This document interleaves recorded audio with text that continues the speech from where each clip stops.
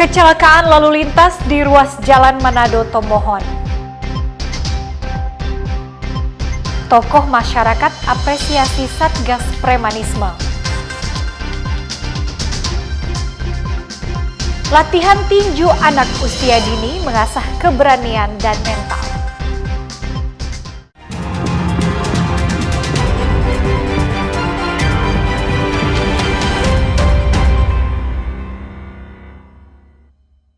Selamat pagi saudara, apa kabar Anda hari ini? Jumpa lagi dalam program Kompas Manado Pagi edisi Selasa 20 Mei 2025. Selain 3 berita utama tadi, Anda juga bisa menikmati sejumlah informasi menarik lain yang dihimpun tim redaksi Kompas TV Manado. Bersama saya Ira Matoy, inilah Kompas Manado Pagi selengkapnya hanya di Kompas TV, independen, terpercaya.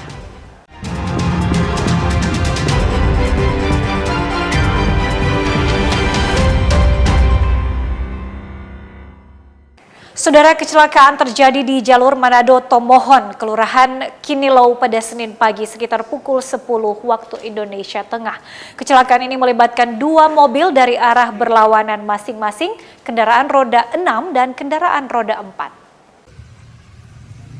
Sebuah mobil berwarna merah tua dengan nomor polisi 1142 BC ringsek di bagian depan setelah menabrak kendaraan besar roda 6 bernomor polisi B9458BYU dalam peristiwa kecelakaan di jalur Tomohon Manado pada Senin pagi. Kecelakaan antara 2 mobil dari arah berlawanan ini menyebabkan mobil kendaraan besar roda 6 menghalangi separuh badan jalan dan menyebabkan kemacetan panjang di sekitar tempat kecelakaan. Petugas Satuan Lalu Lintas Polres Tomohon Brigpol Eko Lincewas menyebut kecelakaan terjadi sekitar pukul 10 WITA di mana mobil Avanza dari arah Tomohon menuju Manado tengah melintas di jalan dengan kondisi hujan deras dan jalan licin. Diduga karena licin, mobil Avanza keluar dari garis tengah jalan dan menabrak bagian kanan kendaraan Fuso dari arah berlawanan. Untuk kecelakaan terjadi pukul 10 WITA antara R4 Dayat Xenia dengan nomor polisi 1142 BC dengan R6 Mitsubishi Fuso yang memuat kontainer nomor polisi B9458 BU. Penyebab kecelakaan setelah diambil keterangan dari pengemudi bahwa pengemudi R4 Dayat Xenia mengalami keluar jalur karena jalan licin karena cuaca juga sementara hujan. Pas kita rem licin, cuma itu aja. Oh pun jadi Bapak sambar Pak? Mobil, lontong, nah gitu aja kronologi. Tapi Bapak kondisinya Sehat? sehat, hanya kendaraan yang Iya. rusak berat. Ya, Jadi Bapak bisa melakukan langkah pertolongan sendiri begitu ketika Iya. kejadian. cuma itu aja. Bapak bersama siapa Pak di dalam Sama kendaraan? istri, Akibat kecelakaan ini, jalur Manado Tomohon mengalami kemacetan. Kendaraan yang melintas berjalan perlahan-lahan dan harus bergantian. Tidak ada korban jiwa dalam kecelakaan ini, namun diperkirakan kerugian material senilai 50 juta rupiah. Hingga Senin siang sekitar pukul 13.00 WITA, tengah dilakukan upaya evakuasi kendaraan yang terlibat kecelakaan di ruas jalan tersebut. Tim Liputan Kompas TV Tomohon, Sulawesi Utara. Saudara, seorang warga di Kelurahan Mongkonai, Kecamatan Kota Mobagu Barat, Sulawesi Utara dilaporkan hilang setelah berpamitan pada keluarganya untuk pergi ke kebun pada hari Jumat lalu. Hingga saat ini korban belum ditemukan meskipun telah dilakukan upaya pencarian oleh warga dan aparat setempat. Korban yang diketahui bernama Daklan Paputungan, usia 45 tahun, terakhir terlihat pada Jumat pagi berpamitan kepada keluarganya menuju lokasi perkebunan Kilo 7, namun hingga malam hari korban tidak kunjung kembali ke rumah. Keluarga yang khawatir sempat menghubungi korban, namun handphone korban sudah tidak aktif, sehingga keluarga bersama warga langsung melakukan pencarian di kebun, namun hasilnya nihil, hanya ditemukan kendaraan roda 2 milik korban. Karena tidak kunjung ditemukan, akhirnya keluarga baru melaporkan dugaan hilangnya anggota keluarga 3 hari kemudian, tepatnya pada hari Minggu kepada pemerintah setempat. Dia terakhir keluar rumah itu tuh Jumat jam 9. Jam 9 pagi. Jam 9 pagi. Berarti malam dia sudah balik. Malam enggak. Sejak itu dia sudah balik kan? Keluarga minta bantuan kalau dia hilang itu berapa hari kemudian? Pas 3 hari, 3 hari, minggu kemarin, karena kan ditunggu-tunggu tuh nggak pulang-pulang, jadi langsung ada, karena dari kebunnya tolong coba informasi dari sana, kalau dapat lihat palan suruh pulang dah. Cuman orang bilang sudah ada di kebun, jadi orang mau tolong cari di kebun, sudah ada, nggak ada satupun saksi yang lihat. Proses pencarian warga hilang tim SAR mengaku sangat kesulitan karena selain baru dilaporkan 3 hari kemudian, tidak ada saksi yang melihat keberadaan korban terakhir kali. Upaya pencarian sendiri akan dilakukan mulai dari kebun korban biasa beraktivitas hingga menyusuri sungai tempat korban menyeberang menuju kebun. Memang kesulitan yang kami hadapi yang pertama itu laporan sudah terlambat karena sudah lewat 3 hari. Kemudian yang kedua untuk kepastian lokasi korban hilang apakah di perkebunan atau di sungai memang masih belum bisa dipastikan juga. Untuk fokus pencarian dengan kondisi seperti ini tentu sesuai dengan SOP kami, tetap kami akan fokuskan yang pertama di LKP terakhir, informasi kami terima korban di mana, di perkebunan. Setelah itu kalau kami telah lakukan penyisiran ESAR dan sebagainya, di area perkebunan dinyatakan clear dan bersih, tidak ada jejak-jejak tanda-tanda korban, kami akan lanjutkan pencarian selanjutnya ke arah sungai. Keluarga berharap anggota keluarga yang hilang bisa ditemukan dan bisa berkumpul kembali dengan anggota keluarga lainnya. Rahman Rahim, Kompas TV, Kota Mubagus, Sulawesi Utara. Saudara, gara-gara hal sepele, seorang oknum polwan berpangkat Bribtu bernama Claudia Karen tega menganiaya seorang ibu rumah tangga di Desa Kemah, Kabupaten Minahasa Utara. Pelaku menganiaya korban karena tersinggung cuitan di media sosial. Viral di media sosial sebuah video yang terekam saat oknum polisi berseragam lengkap, yakni Bribtu Claudia Karen yang berdinas di Polres Tomohon, diduga melakukan penganiayaan terhadap seorang ibu muda bernama Patricia Elizabeth. Oknum polwan sebelumnya diduga diviralkan di media sosial sebagai pasangan lesbian di kanal Facebook yang diduga diposting oleh kakak korban Patricia Elizabeth. Tidak terima dengan postingan komentar tersebut, oknum polwan mendatangi rumah kakak korban di Desa Kemah, Minahasa Utara. Mengetahui sang kakak tidak berada di rumah, amarah pun dilimpahkan ke korban Patricia Elizabeth. Korban mengaku tidak ada masalah apapun dengan oknum polwan tersebut.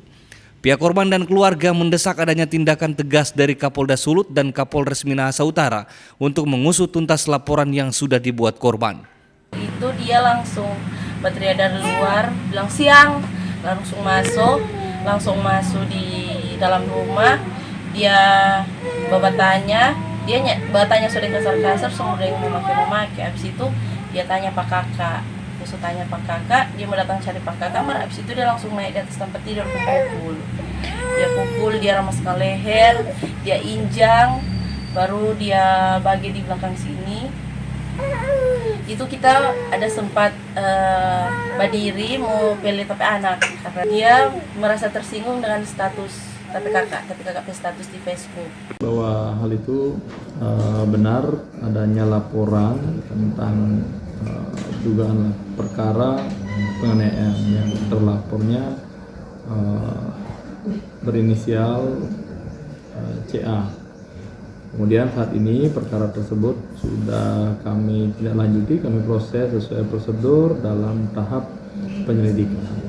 Saat ini kondisi korban sedang di rumahnya, kemudian hasil visum sudah keluar untuk proses lebih lanjut. Kasat Reskrim menambahkan kasus penganiayaan yang diduga dilakukan oleh oknum polwan tersebut akan segera dilakukan gelar perkara.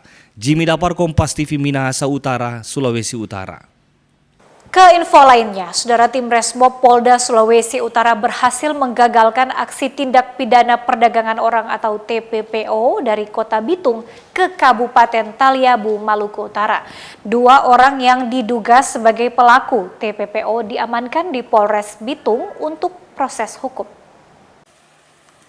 Penangkapan diduga pelaku TPPO berinisial RR dan DK dilakukan tim Resmo Polda Maluku Utara bekerja sama dengan tim Resmo Polda Sulawesi Utara.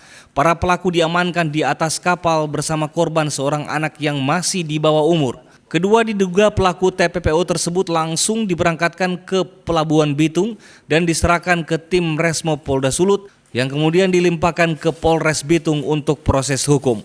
Terduga pelaku mengaku korban berinisial C itu dititip oleh seorang perempuan berinisial Rizka untuk dipekerjakan di salah satu klub malam di Taliabu. Korban dijanjikan akan diberikan uang panjar sebesar Rp3.500.000. Namun saat berangkat, Siska baru memberikan uang Rp500.000 kepada korban. Beberapa pelaku yang terlibat, tetapi untuk saat ini, untuk sementara kami baru mengamankan 2 orang pelaku, ya inisialnya RR sama DK, dan kasus ini sementara kami lakukan pengembangan, kemudian pendalaman untuk kita kembangkan lebih jauh lagi siapa-siapa yang terlibat atau pelaku-pelaku mana yang terlibat dalam perkara ini. Jadi untuk mungkin setelah pendalaman pengembangan lebih jauh sudah kami lakukan, maka kami akan menyampaikan lagi kepada rekan-rekan media. Sebelum kita berangkat ke kapal, kita singgah Pak Jessica ke rumah. Kita kasih bercerita langsung yang punya kafe dengan adik Cika. Nah, kita kasih bercerita langsung, terus yang punya kafe tanya mau, dia bilang iya dia mau kerja, begitu. Jadi kita bilang ke Ibu Jessica, Ibu nanti kita sampaikan ke itu yang punya kafe, dia mau panjarkan 1,5 juta. Terus yang punya kafe terima kasih 500.000. Dinas Pemberdayaan Perempuan dan Anak juga telah melakukan pendampingan terhadap korban. Kami dari pihak Dinas Pemberdayaan Perempuan dan Perlindungan Anak lebih pada pendampingan korban, dan kemudian proses hukumnya kami serahkan ke kepolisian. Ya. Dan ini ada dari kepolisian Bitung, tetapi juga dari Polda Sulawesi Utara. Maka kami yakin ini akan berproses sesuai dengan ketentuan yang berlaku. Penyidik PPA Polres Bitung akan mendalami kasus TPPO ini guna mengetahui jaringan tindak pidana perdagangan orang yang marak terjadi di wilayah Sulawesi Utara. Jamie Anis, Kompas TV Bitung, Sulawesi Utara. Informasi tokoh masyarakat apresiasi Satgas Premanisme akan hadir usai jeda berikut ini, tetaplah bersama kami.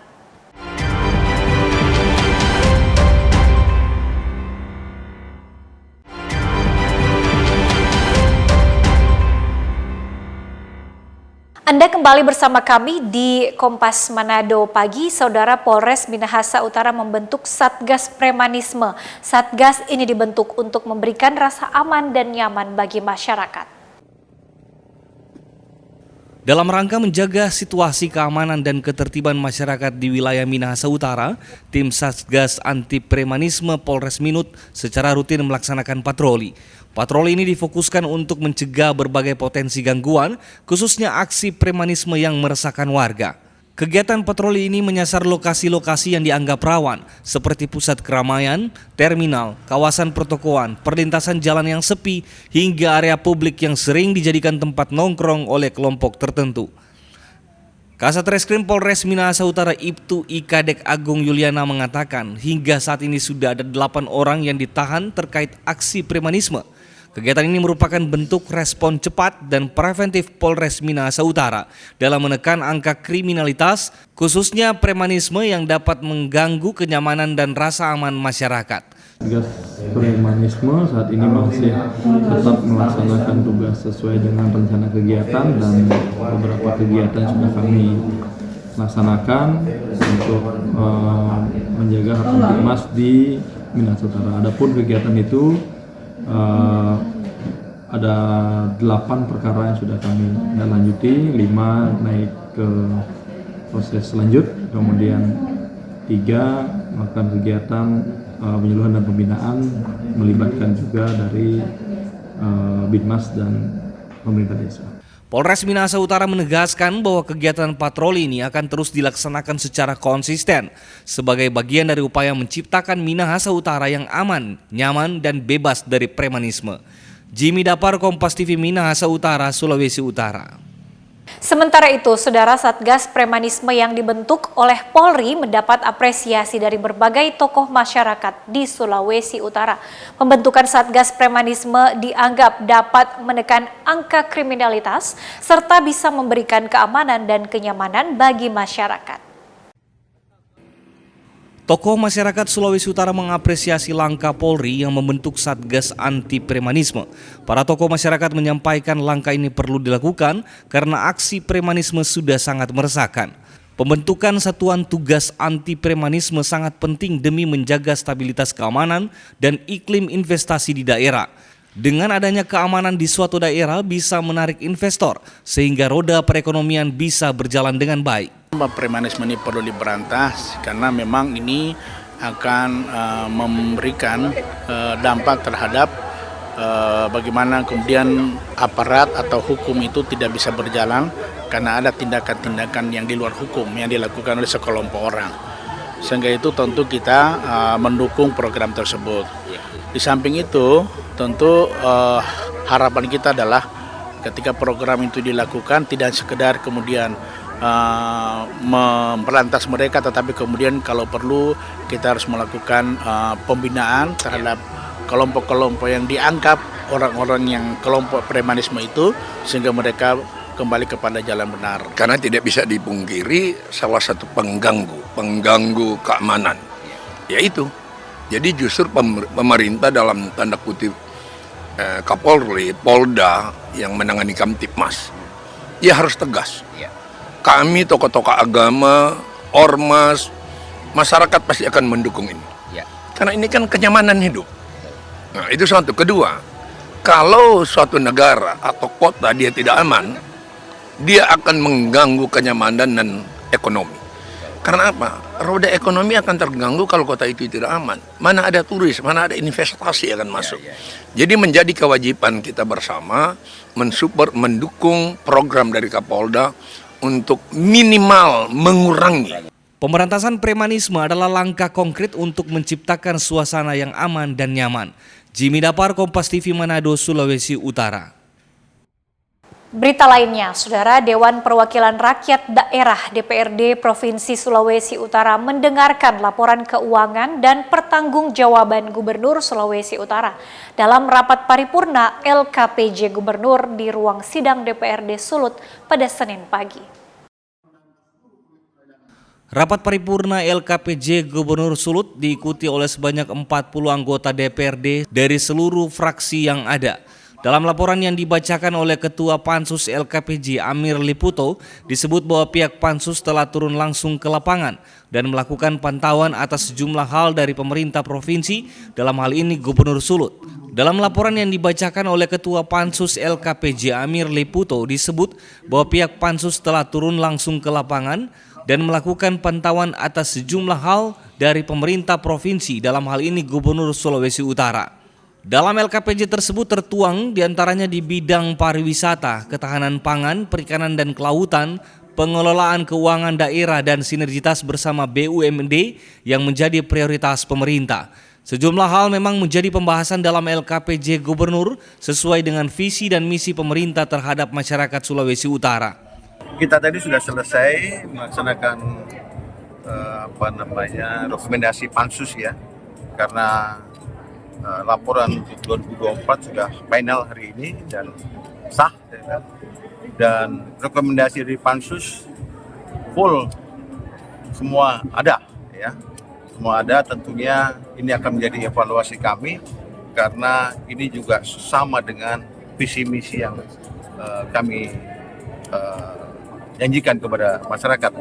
Jadi Pansus telah menolong, membantu kami pemerintah untuk lebih teliti lagi ya, karena kita berharap ke depan apa yang diinginkan masyarakat, apa yang diinginkan Dewan yang saat ini melalui Pansus ini akan kami dapat wadahi ya. Tentunya kita akan melihat asas prioritas yang akan kita laksanakan.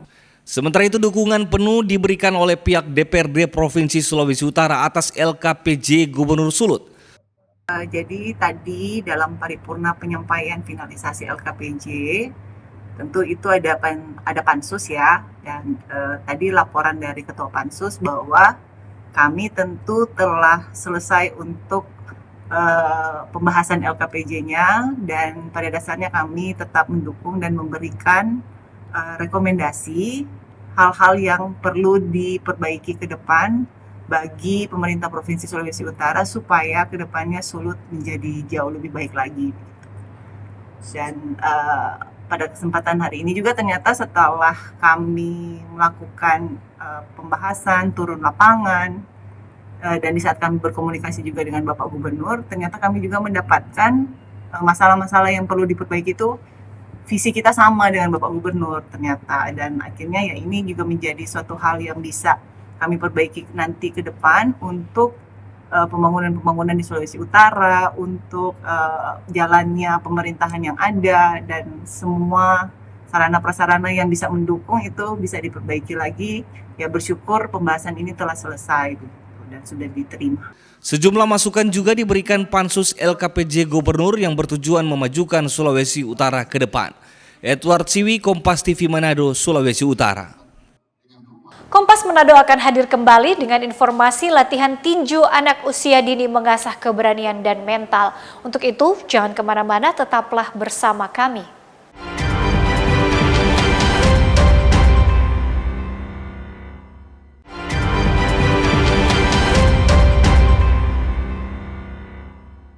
Saya Irama Toy masih menemani Anda di Kompas Manado Pagi. Saudara, usai insiden temuan lauk ayam goreng tak layak konsumsi dalam paket makan bergizi gratis yang didistribusikan Satuan Pelayanan Pemenuhan Gizi Mapanget di 2 sekolah dasar di Kelurahan Pandu, distribusi paket MBG tersebut kembali berjalan normal pada Jumat pagi.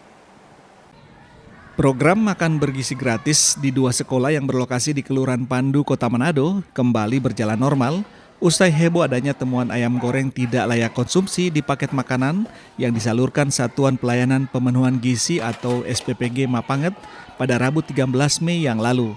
2 sekolah tersebut yakni Sekolah Dasar Negeri Pandu dan Sekolah Dasar Inpres 482 Pandu, Kota Manado. Pantauan Kompas TV pada Jumat pagi di Sekolah Dasar Inpres 482 Pandu, ratusan anak di masing-masing kelas sudah menikmati santapan makan bergizi gratis dengan menu berupa nasi, sayur, telur dadar, tahu goreng, dan potongan buah semangka. Usai insiden temuan tersebut, pihak sekolah memperketat pemeriksaan setiap paket makanan yang disalurkan dari SPPG Mapanget. Karena ini tentu berhubungan dengan makanan yang langsung dimakan oleh siswa, kami sangat berharap kiranya SPPG ini lebih teliti lagi atau dalam penyaluran makanan atau pembuatan makanan di dapur yang ada itu tentu lebih memperhatikan. Setelah kami mengalami kejadian pada hari Rabu dengan adanya keluhan orang tua dan anak-anak di mana makanan itu berbau tidak sedap, tidak enak, terlebih khusus untuk ayam goreng, dan setelah kami sudah berhubungan dengan penyelenggara, Ketua SPPG Bapak Stefano, ternyata pada hari kemarin juga sampai hari ini makanan sudah dalam keadaan kondisi yang baik dan anak-anak sudah makan sehingga sudah tidak ada keluhan lagi. Jadi hari ini sudah berjalan normal kembali untuk program MBG di sekolah Ibu? Iya, sudah berjalan dengan baik. Ditemui terpisah, Andre Sumual didampingi Mevi Lumangkun selaku pimpinan Yayasan Cahaya Langowan Nusantara yang merupakan mitra Badan Gizi Nasional yang mengoperasikan Satuan Pelayanan Pemenuhan Gizi atau SPPG Mapanget Kota Manado menyampaikan permintaan maaf. Dari hasil investigasi mereka, penyebab adanya ayam goreng tidak layak konsumsi tersebut karena terjadi gangguan pada mesin pendingin yang menyimpan daging ayam di dapur SPPG Mapanget. Beruntung paket makanan yang tidak layak dikonsumsi tersebut tidak sempat dimakan oleh anak-anak karena pihak sekolah langsung melakukan koordinasi dengan SPPG Mapanget. Memang benar terjadi ada kejadian seperti yang viral itu, bahwa ada sebagian ayam yang katanya berbau, dan kita sudah investigasi langsung ke SPPG-nya, ke dapur di Bengkol, dan kita sudah investigasi ke ininya ya, ke kepala dapurnya, SPPI-nya, bahwa memang benar terjadi dikarenakan katanya ada gangguan sistem pendingin di SPPG freezernya, jadi kejadian itu. Nah, untuk itu kita sebagai yayasan pengelola sama bagian yang minta maaf atas kejadian itu. Pihak yayasan juga telah memberikan peringatan keras terhadap kepala SPPG dan timnya, sehingga ke depan harus intens melakukan kontrol kualitas bahan baku dan makanan yang telah jadi sebelum kemudian disalurkan ke sekolah-sekolah. Ya, demikian Singal, Kompas TV Manado, Sulawesi Utara. Saudara, sebanyak 90 anak dari berbagai desa sekecamatan Dumoga Bersatu mengikuti kegiatan hitan massal. Dipusatkan di Puskesmas Mopuya Sabtu pagi. Kegiatan ini bertujuan membantu masyarakat kurang mampu di daerah itu. Para orang tua nampak antusias mendampingi anak-anak mereka yang akan menjalani proses hidatan dengan pendampingan tenaga medis profesional. Sebagian besar peserta merupakan anak-anak dari keluarga kurang mampu. Tangis beberapa anak terdengar ketika mereka akan menjalani hitanan. Meski sebagian tampak tenang, tegang, dan takut, namun semangat mereka tetap terlihat terutama setelah mendapatkan dukungan dan pelukan hangat dari orang tua mereka. Selain hitanan gratis, panitia juga membagikan bingkisan sarung gratis kepada para peserta usai dihitan. Adik kelas berapa, Dek? Kelas 3. Enggak. Senang, Dek, dapat sunat gratis? Senang. Nangis nggak pada waktu ada sunat? Sedikit. Nangis. Kenapa nangis? Sakit. Disuntik sakit. Adek datang dengan siapa? Bapak mama. Terus habis sunat adek dapat apa? Dapat sarung. Hitanan massal di wilayah Dumoga Bersatu merupakan program pemerintah setempat bersama Pembinaan Kesejahteraan Keluarga yang dipusatkan di Puskesmas Mopuya, bekerja sama dengan RSUD Datu Minangkang dan Dinas Kesehatan Bola Mongondo guna membantu masyarakat kurang mampu.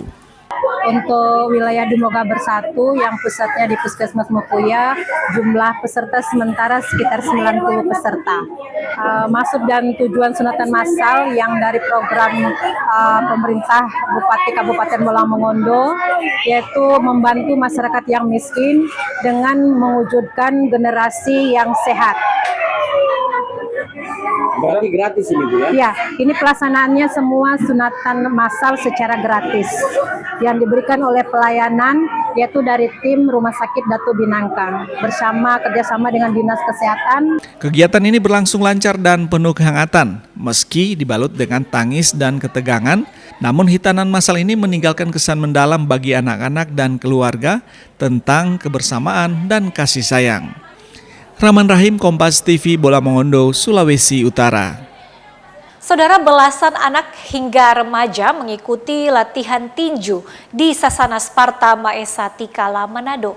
Latihan ini dilakukan untuk mengasah kemampuan serta sebagai wadah untuk mencari bibit-bibit baru dalam bidang olahraga tinju. Anak-anak berusia 9 hingga 14 tahun nampak penuh semangat berlatih tinju. Mereka berusaha mengikuti arahan para pelatih karena memang ini dikhususkan bagi anak-anak dan remaja. Semua sesi latihan diarahkan dan dikemas dengan suasana dan cara yang menyenangkan. Fokus latihan tinju di Sasana Sparta Maesa Tikala ini hanya untuk membuat anak-anak lebih aktif bergerak dan berolahraga. Namun sebagian dari anak-anak dan remaja yang mengikuti latihan ini sudah menguasai teknik dasar bertinju. Sasana Sparta Maesa Tikala ini sudah berdiri sejak belasan tahun lalu dan sudah menciptakan beberapa atlet baru, baik pria maupun wanita, serta telah mengikuti berbagai kejuaraan tinju di Sulawesi. Antusias anak-anak berlatih tinju di Sasana ini karena ada beberapa yang terinspirasi dari latar belakang orang tua mereka, mantan atlet tinju. Itu dari Lana masih kecil ada opa yang mantan petinju. Jadi Lana ada kemauan dari diri mau meneruskan opa bisa. Oke, seberapa lama Lana latihan tinju sini Lana? Sekitar 10 tahun dari masih kelas 1 SD. So pernah ikut kejuaraan Lana? Sudah. 3 kejuaraan, yang pertama di Permohon itu sekitar kelas 3 SD, yang kedua itu di Manado dan yang ketiga juga di Manado. So pernah dapat medali atau bagaimana Lana? Ya, saya pernah. Medali-medali apa itu? Dari perunggu dan perak. Dari awal mula orang tua saya bekas atlet juga, Namun saya dari situ saya tertarik karena orang tua saya yaitu bapak saya juga bekas petinju, jadi saya tertarik untuk latihan dan ini kurang lebih 7 tahun. 7 tahun. Nah, apakah so pernah ikut kejuaraan? Sudah. Pelatih Sasana Sparta Tikala, Melki Moses mengatakan, pelatihan tinju di Sasana ini dilakukan 5 kali dalam seminggu. Kita punya anak-anak latih yang dilatih ada 18 petinju.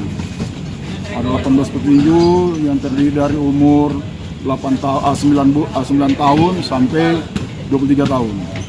Oke, kalau coach melihat antusias dari anak-anak ini seperti apa, coach? Memang mereka sangat antusias sekali untuk mengikuti latihan ini karena latihan kami tidak dengan cara-cara yang ekstrim, yang keras, tapi dengan cara-cara yang manis, pendekatan, karena olahraga tinju ini memang olahraga keras tapi jangan dilatih dengan cara keras supaya anak-anak tidak bosan.